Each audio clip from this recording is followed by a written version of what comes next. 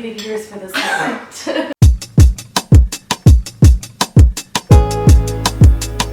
Hi friends, today I am here in Orion's lair. Oh Holy shit. I'm so happy you're here, my friend. God, I'm so happy you're here. What? Wait. I'm not kidding you, I get tweets every day being like, when are you gonna film with Orion? You need to film with Orion. When will it happen, my babe? My face. It's happening, and I'm so excited because I waited so long for this moment. You know how many times we've like actually planned to do this? And probably 3. Never like exactly 3. It hits the fan. It just never happened. Yeah, so you know what can you do? 6 months coming, and we're here getting married today for you guys. We're gonna be doing a pizza talk on my channel and then a tub talk on her channel. So basically just 2 of our advice videos, our advice series on our channels. And you guys asked a heck of a lot of questions, so let's go ahead and break into this pie, break into the advice, just break the ice, you know? Let's do this. So our first question is a boy question. We got a lot of these. So Allie says, there's a boy I like and I low-key want to go on a date with him, but how do I not ruin the friendship? Try going out with him without like a big group of, or even with a big group of friends, and just kind of like hanging out with them more.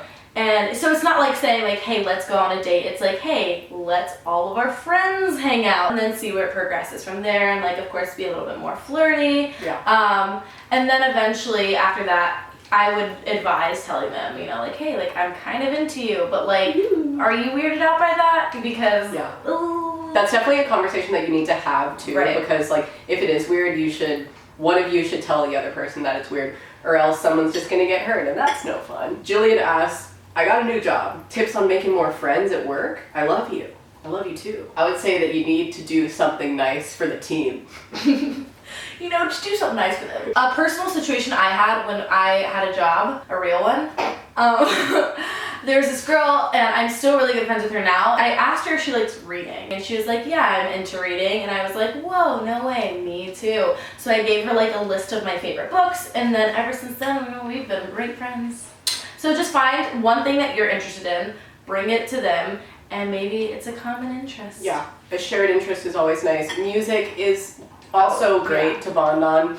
I can't tell you how many friends I've made off of music. So maybe just be like, hey, what are you guys listening to? Or like I said at the beginning, just do something nice. Like do a nice deed for everybody to just be great. Just to be great at the job, or just to show people that you're a good person for a day. Only one day, that's all. Felicity? Felicity? Mm-hmm. Okay, got it. She said, what to do on bed rest with a broken foot?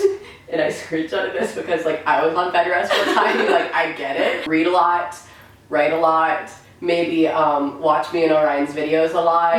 That plug though. That plug though. FaceTime a friend. I literally can be on FaceTime for hours if I find the right gal to talk to. Holy shit. Do stuff that you don't really have to move around for, and just do stuff that you're passionate about just from your bed, you know?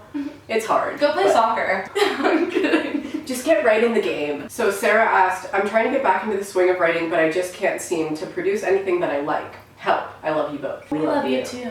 I feel like I have dealt with this before, just whenever I'm writing something and I'm like, oh my god, just for a while it's just been really bad. Like, why is everything so bad?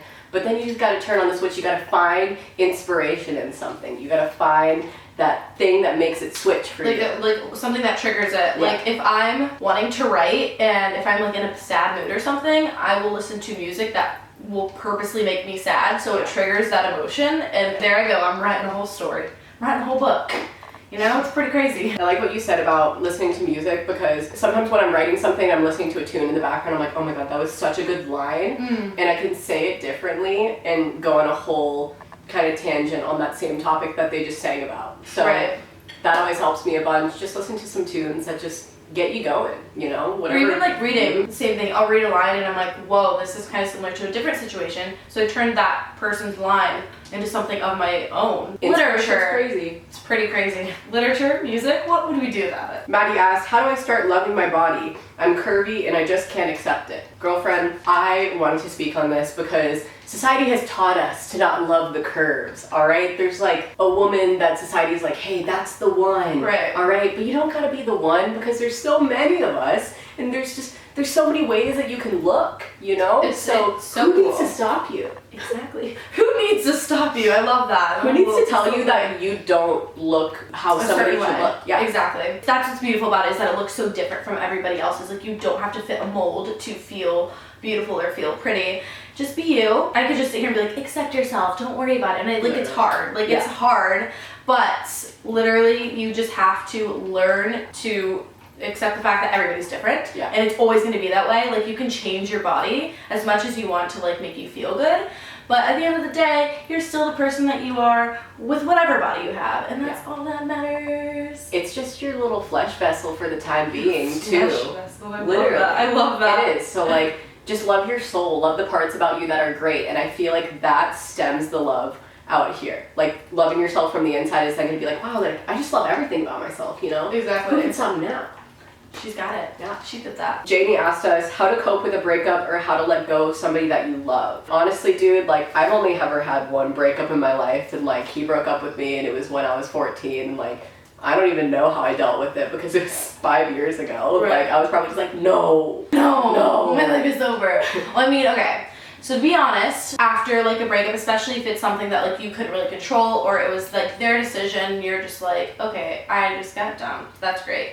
It's gonna suck, and I think that a lot of people have this idea of like immediately being like, oh, well, I don't need them, whatever, blah, blah. Like, I think it's important to let yourself mourn over the situation. Like, it's okay to be sad, and That's it's so okay. true. Take a good week of mourning and crying as hard as you can and like letting out all those emotions, and then once that week of being so sad is over, turn everything into like, well, what can I do to better myself? Yeah. What can I do to make sure that I'm healthy and I'm loving myself? Because that's something that like took me a while to, because I've only been in like 2 serious relationships, but after the first one, it was my first real breakup, and I was just like, how do I deal with this? And I did not deal with it in the most healthy way. I just would let myself be sad for months and months and months and months.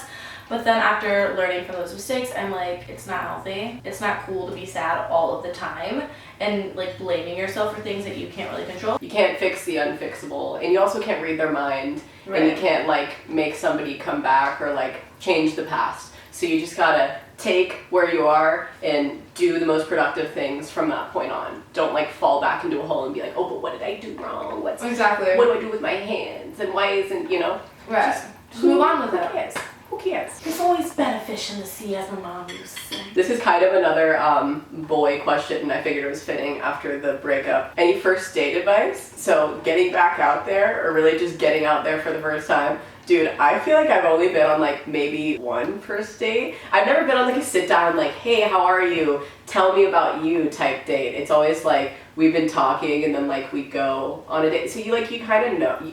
I feel like you should know the person at least a little bit. I catch myself if I'm on a first date with somebody like trying to act like super perfect and proper and like this picture perfect girl, but then I snap out of it really quick because I'm like, they're gonna get a real storm coming when they realize I'm not like this at all. So I've taught myself to just literally be myself as much as possible. That's such like cliche advice, to just be yourself, but like actually do it. Triana asks, what do I do if I like this boy and I can feel myself falling for him, but I know that he only wants sex? Don't give them what they want. Yeah, literally. All I gotta say. But don't dangle it in their face, like, I know what you want, you know, because then that's just like weird and like kind of effed up. Don't even feed into it, because if you're like, you know, being all touchy with them and like doing weird kind of like flirty things the whole night, they're gonna be like, oh, she wants it. And let's be honest, sometimes boys are a little dumb, so they'll just like follow their hearts. Their instinct. It's like that fucking SpongeBob caveman thing. Literally, that's what they do.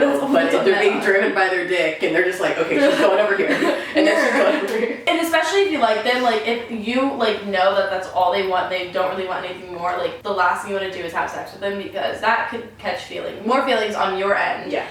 Because boys, I will tell you this now, they'll sweet talk you in bed. They'll just be so sweet all the time. Then you're like, oh my god, they like me, oh my god. And then next thing you know, they're not responding to your text messages, and you're like, hold up. You were so nice the other night. But last night you were really nice. No. Don't give them what they want. No. If that's the only thing they want. And this is going to be our last question. Sarah asks, how do you love yourself without makeup? Took me a while, my friend. All of high school, literally every single day, I'm not kidding you, I wore makeup because I was so insecure of somebody seeing my acne scars, seeing the stuff that makes me fucking human, you know? Like, literally everybody has shit about them that they try to, like, cover up with makeup sometimes. But, like, learning to love those flaws is the best part of self-love, in my opinion. Like, really learning to love the nooks and crannies, if you will. Also, side note, a lot of you were asking, like, our favorite poetry books, and Milk and Honey helped me so much with my self-love. It's by Rupi Kaur. Yeah. Such a good book. That helped me a lot with just like lessons of self-love. So if you like want to get that book and read it, I would recommend. I wasn't confident about not wearing makeup around boys that I liked or stuff like that.